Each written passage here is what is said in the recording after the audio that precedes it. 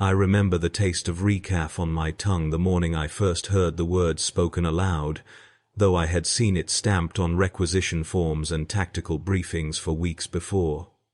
Tyranid. The syllables felt wrong in my mouth, too alien, too smooth for something that would come to define the boundaries of my fear. I was 23 standard years old, a corporal in the planetary defense forces of an agri world whose name I will not speak, not because it is forbidden, but because I have tried so hard to forget it and failed with every breath I take. The world smelled of promethium and growing things, an odd combination that became comforting in its familiarity. The barracks where we slept were prefabricated, Imperial standard issue, cold metal walls that sweated condensation in the humid nights, and the mattresses were thin synth fiber pads that never quite conformed to the shape of your body. I remember the sound of boots on metal grating as we assembled for morning prayer, the monotonous drone of the commissar's voice reciting the liturgy of duty, the way the words washed over us like warm water, meaningless and essential all at once.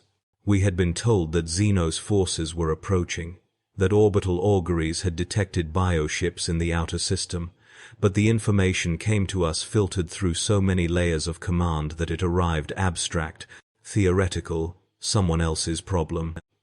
I cleaned my lasgun every evening, checked the charge pack, ran diagnostic routines that my training had burned into muscle memory, but I did not truly believe I would need to use it against anything more substantial than target drones and the occasional pest species that wandered too close to the grain silos.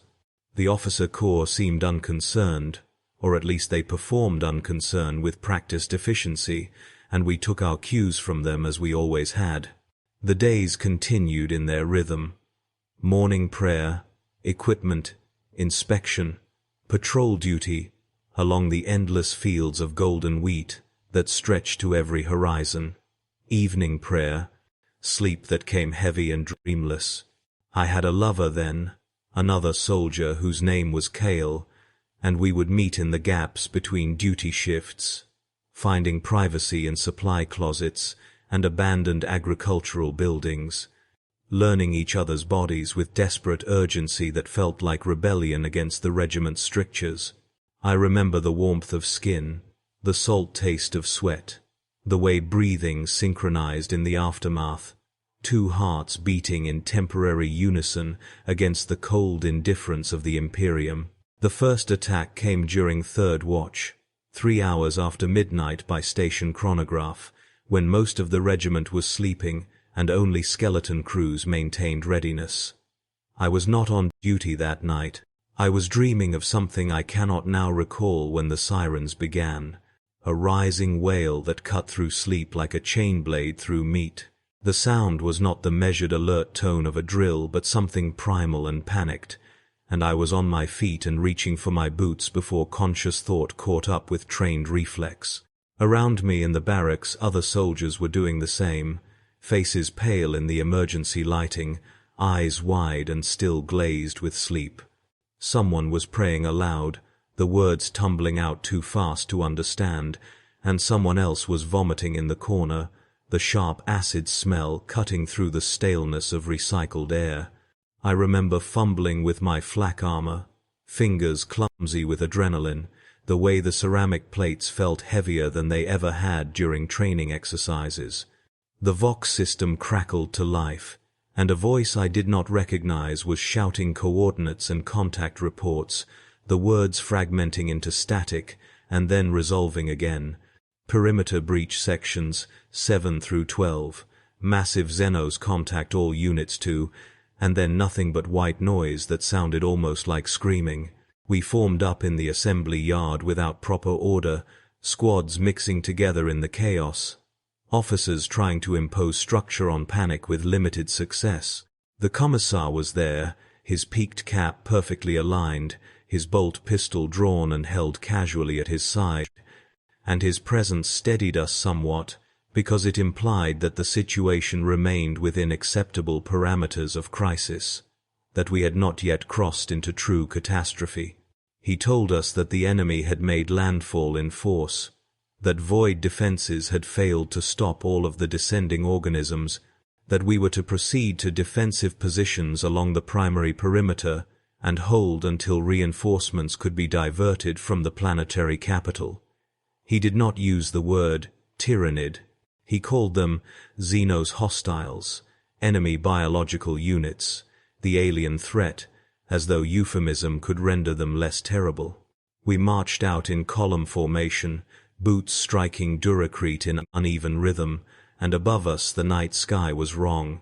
I looked up and saw things moving against the stars, dark shapes that blotted out constellations I had known since childhood, and there were lights falling like rain, impact pods or spores or something worse, and the horizon to the east was flickering with orange fire that pulsed like a dying heartbeat. The smell reached us before we reached the perimeter, a reek of organic decay and alien biochemistry that made my eyes water and my throat close. It was nothing like the clean death of lasfire or the metallic tang of promethium combustion. This was wrong on an instinctive level, a smell that triggered responses buried deep in human genetics, prey animal recognition of predator presence. We took up positions behind prefabricated barricades, rockcrete barriers, and razor wire that suddenly seemed laughably inadequate, and we waited as the sounds grew closer. I could hear them now over the crackle of vox traffic and the distant thunder of artillery, a chittering, clicking noise that rose and fell in waves, punctuated by wetter sounds that might have been breathing or feeding or something else entirely. The soldier beside me was shaking, his lasgun rattling against the barricade, and I reached over and gripped his shoulder hard enough to hurt, as much to steady myself as him. We had been trained for this. We had drilled for enemy contact. We knew our duty to the Emperor and the Imperium. But training is one thing, and reality is another, and the gulf between them yawned before me like a mass grave. They came through the wheat fields in a living tide, and my first coherent thought was that there were too many, far too many, more than our intelligence briefings had suggested possible. I saw them properly for the first time in the light of illumination flares, and my mind struggled to process what my eyes reported. They moved on 4 legs or 6 or 8, chitin plates gleaming purple and bone white, and they were each the size of a small vehicle, but they moved with the fluid grace of hunting cats. Some had scything talons that caught the light, like obsidian glass. Others had biological weapons that jutted from their bodies like grotesque growths. And even as I watched, they began to spit living ammunition, beetles or maggots or larvae that burst against our barricades and splashed acid that hissed and bubbled. The order to fire came down the line and we opened up, lasguns spitting coherent light into the oncoming mass, and I saw hits register, saw chitin explode and ichor spray, but they did not stop. They did not even slow. For every creature that fell thrashing, 3 more surged forward to take its place, and the sound of their approach had resolved into something that bypassed hearing and registered directly in the chest cavity, a subsonic pulse that disrupted heart rhythm and breath. I killed my first Tyranid organism within 30 seconds of combat beginning. I put 3 last rounds into what I thought was its head, watched the carapace crack and bubble, watched it stumble and fall, and felt nothing resembling triumph because there was no time, because another was already upon us. The barricade held for perhaps 10 minutes before they overran it in a surge of claws and mandibles and alien hunger. I saw a soldier pulled apart in front of me, literally torn in half by strength that should not have been possible, and his upper body fell at my feet, still grasping his lasgun, while his legs kicked in the dust 10 meters away. I saw another soldier dragged backward into the seething mass, saw his face white with terror and his mouth open in a scream I could not hear over the general chaos, and then he was gone as though he had never existed. The commissar was shouting for us to fall back in good order, and then he was firing his bolt pistol into the tide, and then a creature larger than any I had yet seen crashed through our position, and the commissar disappeared beneath it. His final words, lost in the wet tearing sounds that followed. We ran. There is no other word for it, no tactical terminology that softens the truth. We broke and ran, discipline shattering like glass, every soldier suddenly and desperately alone in the darkness, with death clicking and chittering at their heels. I ran with my squad, or what remained of it, 5 of us still breathing and mobile, and we ran through the wheat fields that had been our home for months, and behind us I could hear the harvest of human flesh continuing without pause. My lungs burned, my legs burned. The flak armor that was supposed to protect me now felt like it was crushing my ribs with every gasping breath. Someone was crying as they ran, high-pitched and continuous, and I realized distantly that it was me. We made it to a fallback position, an abandoned storage facility with walls of reinforced rockcrete, and we threw ourselves inside and sealed the door and stood in the darkness listening to the sounds outside.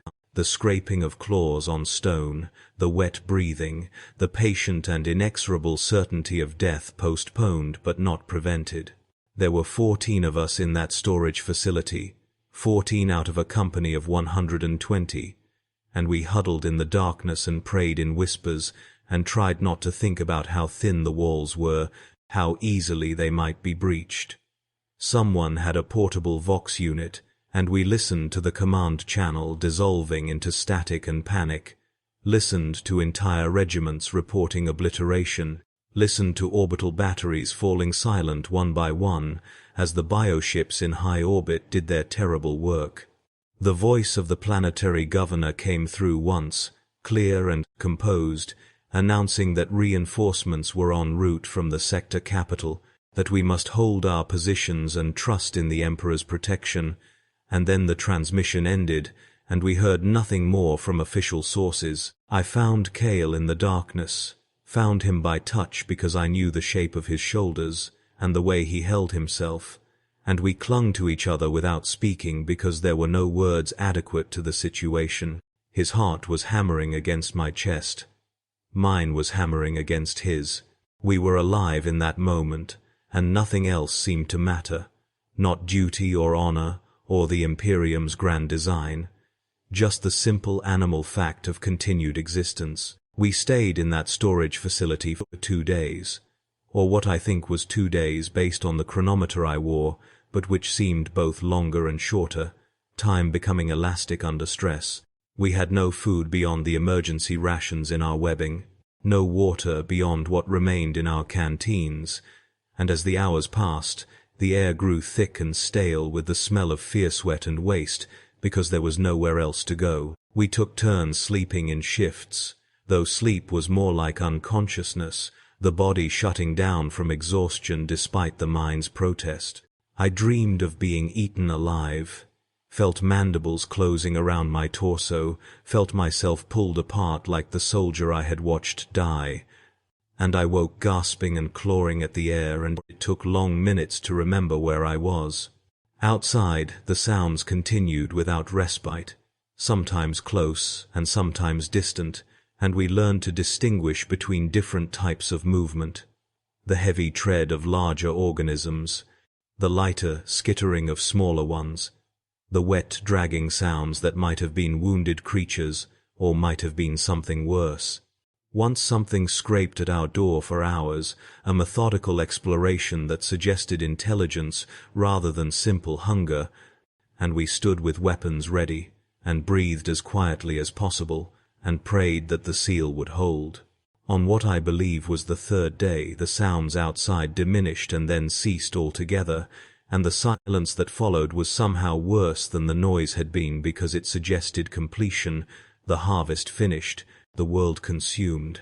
We waited another 6 hours before we dared to open the door, and when we did, the landscape that greeted us was transformed beyond recognition. The wheat fields were gone, replaced by a carpet of organic matter that pulsed with disgusting vitality, purple and red, and colors for which I had no names. The ground itself seemed to be breathing, rising and falling in slow rhythm, and there were structures growing from it like tumors, tall spires of bone and chitin that reached toward the sky. The air tasted wrong, chemical and alien, and it burned the inside of my nose with every breath.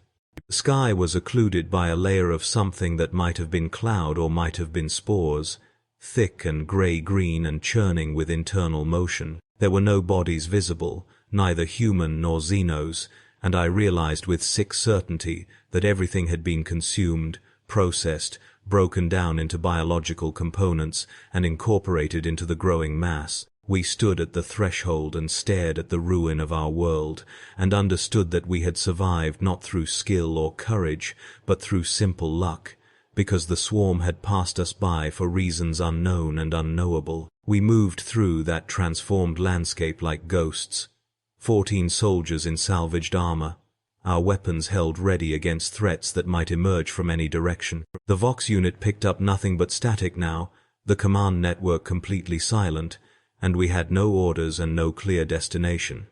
Someone suggested we head for the planetary capital, reasoning that if any resistance remained, it would be concentrated there, and we followed this suggestion because it gave us purpose, and purpose felt necessary even if it was futile. We walked for hours through terrain that hurt to look at. The familiar geography of our posting rendered alien and hostile. I saw things growing in that carpet of living matter, shapes that might have become organisms or might have been something else, seeds or eggs or biofactories producing more of the creatures that had destroyed us. I saw towers that pulsed with bioluminescence, casting sickly light across the landscape. I saw what might have been trees, or might have been veins, massive tubular structures that throbbed with fluid movement, and once we passed close enough to hear liquid rushing through them, thick and viscous. We found other survivors throughout that journey, small groups of soldiers or civilians who had somehow endured the initial harvest. Most were in shock, their eyes distant and unfocused, their responses to our questions delayed and confused. Some joined our group, others refused, preferring to remain where they were, waiting for rescue that we all knew would not come. We shared what little water and rations we had. We did not speak of the future, because none of us could imagine one. There was only the present, only the next step and the step after that, only the determination to keep moving because stopping meant thinking, and thinking meant confronting the magnitude of what had occurred. I lost track of individual days, marked time only by the alternation of darker and lighter periods as the spore clouds overhead shifted density. My body moved on autopilot, following the soldier in front of me, and my mind retreated to a place of numbness that was not quite peace, but was preferable to full awareness. We reached what had been the planetary capital on what must have been the 6th or 7th day of our wandering. The city was gone, not destroyed in the conventional sense, not reduced to rubble and ash, but consumed and transformed like everything else. The hab blocks and manufactorums and administratum buildings had been incorporated into the organic structures, their metal and rockcrete skeletons visible beneath layers of xenos growth like bones beneath diseased flesh. The streets were choked with the same pulsing carpet we had walked across for days, and there were larger organisms visible now, massive creatures that dwarfed the ones that had overrun our perimeter, things the size of buildings that moved with ponderous deliberation. We watched from the cover of a collapsed overpass as one of these titans passed, saw the ground shake with each footfall, saw smaller organisms clustering around it like parasites or symbionts, and we understood that we were witnessing not just an invasion but a transformation, the planet being remade according to some incomprehensible biological plan. There was nowhere left to go. The capital had been our last hope, our final destination, and it was as thoroughly consumed as everywhere else. We found shelter in what had once been a warehouse district, buildings whose metal walls had not yet been fully incorporated into the Xenos biomass, and we collapsed there in exhaustion that went beyond physical tiredness into something that touched the soul. I remember lying on cold metal flooring and staring at the ceiling and feeling nothing at all, a vast emptiness where emotion should have been. Kale was beside me. His breathing was shallow and irregular. When I reached for his hand, it was cold despite the oppressive heat, and when I looked at his face in the dim light, I saw that his eyes were open but not seeing. Consciousness retreated to some interior space where the horror could not reach. I wanted to comfort him, but had no comfort to give. I wanted to tell him we would survive, but could not make my mouth form the lie. Instead, I held his hand and listened to the breathing of the other survivors and the more distant sounds of the swarm continuing its work. Over the following days, our group diminished. 2 soldiers went mad, their minds breaking under the accumulated stress, and they walked out into the biomass-covered streets and did not return. 1 woman died of injuries sustained during our flight, infections that our meager medical supplies could not treat, and we wrapped her body in salvaged cloth and left it in a side room because we lacked the means to properly inter her. 3 others simply disappeared one morning, whether through desertion or capture or voluntary surrender to death we never learned. By the end of what I think was the 2nd week in the warehouse, there were 7 of us left. 7 survivors from a planetary population that had numbered in the millions, and even that number felt temporary, a countdown to inevitable 0. We rationed what remained of our supplies with religious precision, but mathematics was unforgiving. We had perhaps 3 more days of water and 5 of food, and after that we would face choices that no human should have to consider. The hunger came first, gnawing and persistent, a physical ache that gradually displaced all other sensations. I had been hungry before during training exercises and field deployments, but that had been temporary discomfort, easily resolved. This was different. A progressive weakening that I could feel in my muscles and bones, my body beginning to consume itself for fuel. The others showed similar deterioration, faces becoming gaunt, movements slowing, eyes sinking into shadowed sockets. We talked less and less as the days passed, conserving energy, and the silence between us grew heavy with unspoken thoughts. I knew what they were thinking because I was thinking it too. Whether it would be better to die quickly, to put a last gun to temple and end things on our own terms, or to wait and hope for some miraculous rescue that rational thought knew would not materialize. The Imperium had written us off. Even if forces arrived to contest the Tyranid invasion, they would find nothing worth saving, no infrastructure to reclaim, no population to govern, only biomass and the alien organisms that fed upon it. Kale stopped speaking on the 13th day. I do not mean that he chose silence. I mean that some essential part of him had departed, leaving only the shell of his body behind.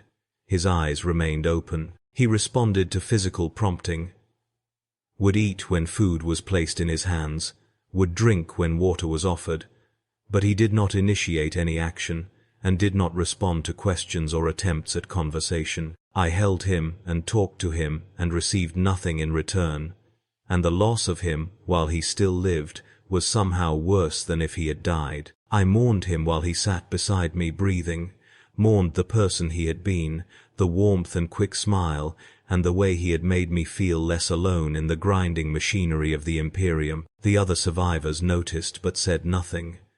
We were each locked in our private deteriorations, our individual journeys toward whatever end awaited. The water ran out first. We had stretched it as far as possible, rationing it to sips that barely moistened the mouth. But on the morning of the 15th day, the last canteen ran dry, and we faced the reality of thirst. There was water in the biomass outside. We could see it pooling in depressions and flowing through the vein-like structures, but we knew instinctively that it would be poison, contaminated with Xenos biochemistry, and drinking it would be a form of suicide. One of the soldiers, a man whose name I had never learned, suggested we try to distill it using salvaged equipment, to boil away the contaminants and leave pure water behind. We attempted this with materials found in the warehouse, improvising a still from metal tubing and storage containers, but the liquid that resulted was thick and viscous and smelled of decay, and when we tested it by placing a drop on bare skin, It left a burn that took hours to stop bleeding. We poured the rest onto the ground and watched it hiss and steam, and we understood that there would be no clever solutions, no technical workarounds, only the slow arithmetic of dehydration. The thirst was worse than the hunger.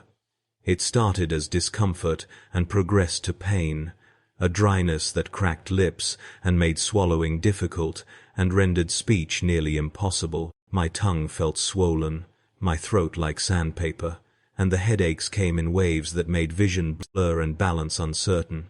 I watched the others suffer in the same ways, watched them lick condensation from metal walls and suck moisture from their own clothing, and I participated in these desperate measures while knowing they were inadequate. Time began to fragment further, consciousness flickering in and out, and I could not always distinguish between waking and dreaming. I saw visions sometimes, vast spaces filled with stars, a figure in golden armor, a voice that spoke words I could not understand but that felt important. I knew these were hallucinations, the brain misfiring under stress, but they felt more real than the warehouse around me, more substantial than the slowly dying bodies of my companions. On what must have been the 17th or 18th day, something changed in the sounds outside. The constant background noise of the swarm, which had become almost normal through familiarity, took on a different quality. There was organization to it now, a purposefulness that suggested coordination rather than random activity. We were too weak to investigate properly, but through gaps in the warehouse walls we could see movement, massive organisms passing in formation, smaller creatures clustering and dispersing in patterns that implied communication or command. The biostructures were growing taller, reaching further into the occluded sky, and there were new smells on the air, chemical and pungent, that suggested some new phase of the transformation. I understood in a dim and distant way that we were witnessing the final stages of planetary consumption, the swarm preparing to move on to fresh feeding grounds, leaving behind a dead world thoroughly strip-mined of all biological utility. The first of us to die was the soldier who had suggested distilling the water. He simply did not wake one morning, his body finally surrendering to the accumulated damage of starvation and dehydration. We checked for pulse and found none, and we left him where he lay because we lacked the strength to move him. The second death came hours later, a woman who had been coughing blood for days, internal injuries finally proving fatal. The third and fourth died together, a couple who had been holding each other, who passed quietly in the night, while the rest of us slept fitfully. By the time I woke on what I think was the 20th day, there were only 3 of us left, myself, Kale in his unresponsive state, and another soldier whose face I recognized but whose name I could not recall. We looked at each other across the warehouse floor, too weak to speak, and in that look I saw acknowledgement of the end, acceptance of what was coming. I do not know exactly when I decided to go outside. The decision felt less like choice and more like inevitability, the final action of a play whose script had been written long before. I stood, the movement taking enormous effort, and I walked toward the warehouse entrance on legs that trembled and threatened to collapse. Behind me I heard a sound that might have been the other soldier trying to call me back, or might have been nothing at all. I reached the door and unsealed it, and stepped out into the transformed landscape for the last time. The air hit me like a physical force, hot and thick and laden with alien chemistry, and I staggered, but did not fall. Around me the biomass pulsed and churned, and I could see organisms moving through it, their forms strange and terrible, and somehow no longer frightening because fear required energy I no longer possessed. I walked into that alien landscape with no destination in mind, simply moving forward, because forward was the only direction that made sense. My vision was tunneling, darkness creeping in from the edges, and my hearing had reduced to a dull roar like distant ocean waves. I thought about the person I had been before the swarm came, the young soldier who had complained about rations and laughed with friends and made love in stolen moments, and that person seemed impossibly distant, someone I had known in another life. I thought about the Imperium and the Emperor and the endless machinery of faith and duty that had brought me to this world and abandoned me here, and I felt nothing resembling anger or betrayal, only a vast indifference. I thought about Kale and hoped that he would die before awareness returned, that he would be spared the final clarity that I was experiencing now. My legs gave out eventually and I fell forward into the biomass, felt it yield beneath me like flesh, warm and wet and hideously alive. I expected to sink into it, to be consumed as so many others had been consumed, but instead I simply lay there on the surface, my face pressed against alien matter that pulsed with its own rhythm. I could hear things moving nearby, could feel vibrations through the ground, but nothing approached me. I was beneath notice now, too insignificant to warrant attention, a piece of debris left behind by the harvest. My breathing grew shallow and irregular. My heartbeat seemed to be coming from very far away. The darkness at the edges of my vision was spreading inward, and I welcomed it because it promised an end to awareness, to memory, to the burden of being human in a universe that had demonstrated with perfect clarity how little humanity mattered. I am told that rescue came hours later, though I have no memory of it. I am told that a kill team arrived in system, that they prosecuted a limited counter-assault, that they found me among the biomass, still technically alive, and extracted me along with a handful of other survivors from across the planet. I am told that the world itself was subsequently subjected to exterminatus, cleansed by orbital bombardment, until nothing remained but cooling slag, the Tyranid infestation deemed too thorough for conventional reclamation. I am told many things by the Medicae who tend to me now, by the priests who visit to ensure my faith remains intact, by the commissars who debrief me with tireless patience. I nod when appropriate and provide answers when required, and do not tell them the truth, which is that the person they rescued is not the same person who went outside to die in the biomass. I exist now in a Medicae facility somewhere in the segmentum, a clean white space with sterile air and the constant beep of monitoring equipment. My body has recovered, or mostly recovered, the damage from starvation and dehydration reversed through intravenous feeding and hydration therapy. I have gained back weight. I can walk without assistance. The doctors tell me I am remarkably fortunate, that another few hours would have pushed me past the point where recovery was possible.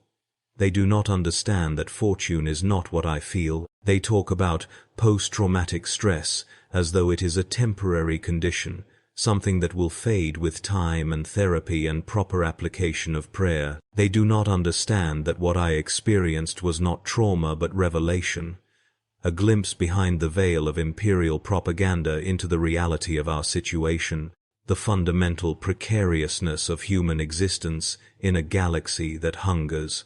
I learned that Kale died in the warehouse, probably within hours of my departure. I learned that the other soldier who had been with us also died, that I was the only survivor from our final group. I learned that planetary survivors numbered less than 300 from a population of millions, that we were scattered now across different facilities, that the administratum was still calculating the tithe impact and requisitioning replacement populations from neighboring systems. I learned that my service record had been updated to reflect exceptional survival skills and that I was being considered for reassignment to a penal legion or a frontline combat unit where such skills would be valuable. I learned that the Imperium wastes nothing, not even broken soldiers who have seen too much. I spent my days in required therapy sessions and prayer services and physical rehabilitation exercises. I go through the motions with practiced efficiency, giving the responses that are expected, demonstrating appropriate levels of faith and readiness to return to duty. At night I lie in my medical cot and stare at the ceiling and remember the feeling of biomass beneath me, warm and wet and patient. I remember the sound of the swarm, that clicking and chittering that bypassed hearing and resonated in bone. I remember the transformation of the landscape, the the systematic consumption of everything human, and I understand in ways that I cannot articulate that we are losing. Not this engagement or that campaign, but the larger war, the existential struggle for survival. The Imperium speaks of inevitable victory, of the Emperor's protection, of humanity's manifest destiny to rule the stars. But I have seen what waits in the darkness between worlds, and it is hunger that cannot be sated, adaptation that cannot be countered, biology red in tooth and claw and mandible. They will send me back eventually. They will attach me to a new unit, issue me new equipment, place me in some other desperate defense against some other existential threat, because that is what the Imperium does with soldiers who survive. I will go because I have nowhere else to go, because the alternative is execution for desertion or dereliction. I will fight because fighting is what I was trained to do, what my entire life has prepared me for. But I will know, in the quiet spaces between combat and duty, that we are simply buying time, that each victory is temporary and each defeat permanent, that the hunger will continue until there is nothing left to consume. I carry this knowledge like a weight in my chest, and I wonder sometimes if the other survivors feel it too, if we recognize each other by the quality of our nightmares and the way we flinch at unexpected sounds. The Medicae tell me I am healing. The priests tell me I am blessed. The commissars tell me I am needed. I nod and agree and do not correct them because the truth is something that cannot be spoken aloud within the Imperium's hearing, something that would be classified as defeatism or heresy or both. The truth is that I died on that world, that what the kill team rescued was a body without an inhabitant, and the thing that wears my face now is something hollow, a shell going through programmed motions. I eat when food is provided. I sleep when sleep is mandated. I pray when prayer is required. I exist in the spaces between existence, not quite alive but not permitted to die, and I understand that this is my fate now, my punishment or my purpose, to carry the memory of what I saw so that it might serve as preparation for what is coming. At night, when the facility is quiet and the only sounds are the breathing of other patients and the mechanical hum of life support systems, I sometimes hear echoes of that clicking and chittering, feel vibrations that might be real or might be phantom memories. I lie still and listen and wait, and some part of me that I cannot acknowledge in daylight hopes that the hunger will return, that the swarm will find this facility and this segmentum and this entire region of space, that it will finish what it started and release me from the burden of bearing witness. But morning always comes, and with it the routines of recovery and rehabilitation, and I continue because the Imperium demands it, because there is no alternative, because a soldier's duty extends beyond death into whatever comes after. I am a survivor, they tell me, and I do not correct them. I survived, but survival is not the same as living, and the thing I have become is not the same as the thing I was. The galaxy is vast and dark and filled with horrors that cannot be comprehended, only experienced. And I have experienced enough to know that we are not the protagonists of this story, merely the feedstock, the raw materials from which something larger and hungrier will build its future. This is the truth that I carry now. The knowledge that sits behind my eyes when I smile and nod and recite the imperial catechisms, and it is heavier than armor, sharper than any blade, more permanent than any scar.